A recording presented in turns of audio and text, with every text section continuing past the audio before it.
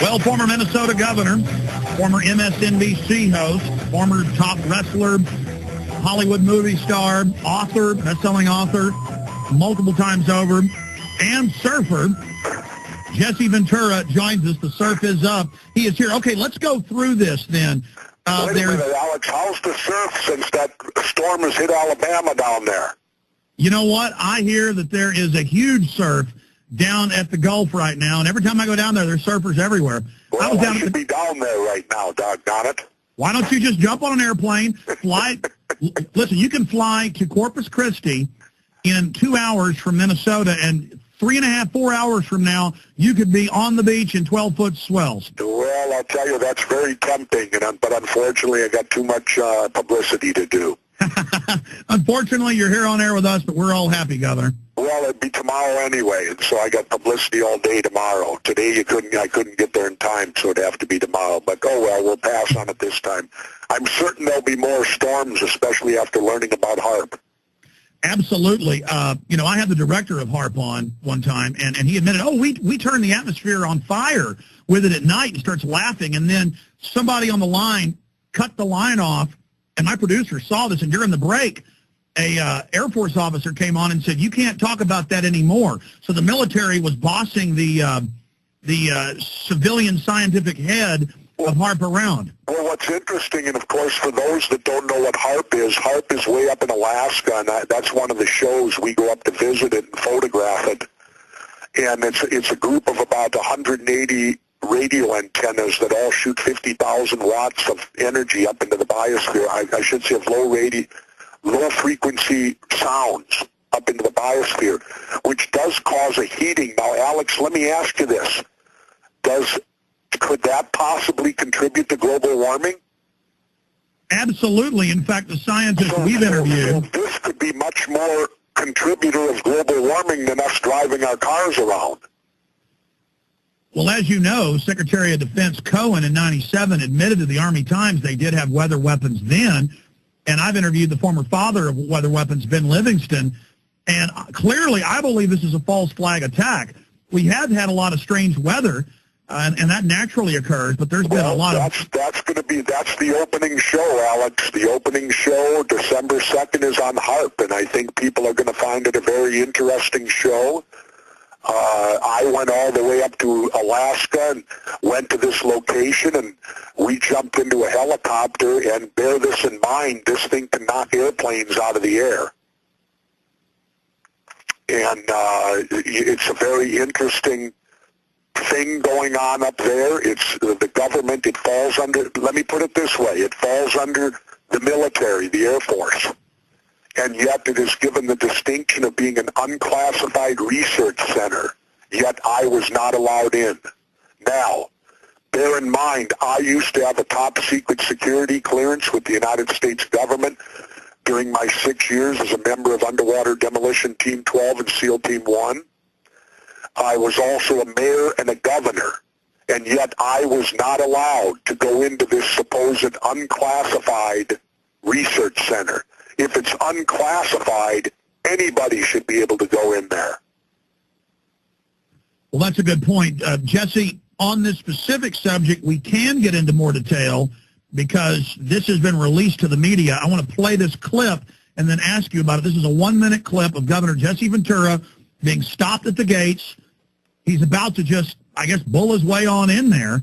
And suddenly the equipment goes dead. And I talked to the crew. This really happened. So they were using some type of electronic warfare jamming system. Here it is, ladies and gentlemen. Really need to go through the Air Force. Well, we did. We got stonewalled. Yeah. And this is strictly a research facility. Clearly, there's something going on here that they don't want people to know about. There's a lot of cool science that we do with this facility. Come on, man. I'm a Navy SEAL. Yeah. The military don't do things unless it has a military purpose, and the military purpose is destruction and waging war.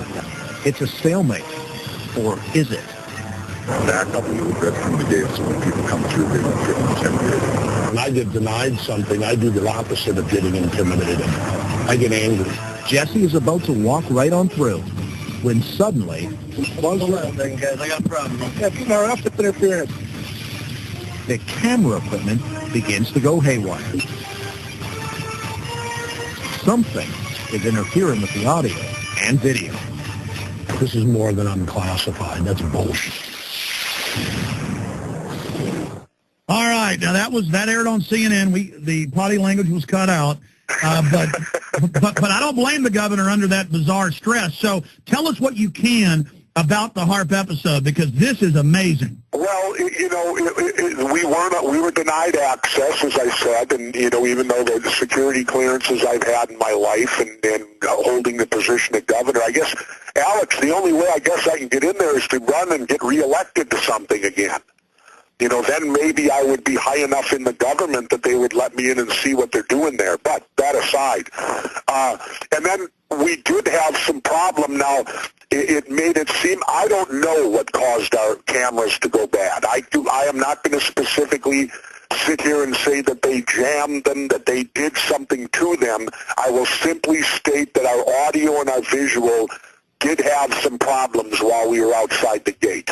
Who or what was responsible, we never were sure of. We never were sure or positively found out. But to be specific, and correct me if I'm wrong, because I was just talking to some of the crew while we were shooting separately back in Los Angeles, they said that multiple cameras and audio, and on the digital recordings, it was even distorting. I mean, this wasn't just one rig to have separate malfunctions, the same malfunctions. You're talking about 1 in a billion, 1 in a trillion? I mean, this is bizarre. I don't know. But all I can say is that we did run into complications, and what caused them or why, we were never able to ascertain. But, you know, and then later on, all the equipment later worked fine, and we never had any more problem with it the rest of the shoot.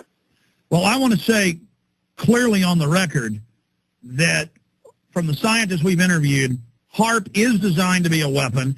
It can heat the atmosphere. It can direct those huge rivers of vapor, of condensation, of water as weapons. And the Chinese brag, the Russians brag, you can hire their government-funded companies to control the weather for you.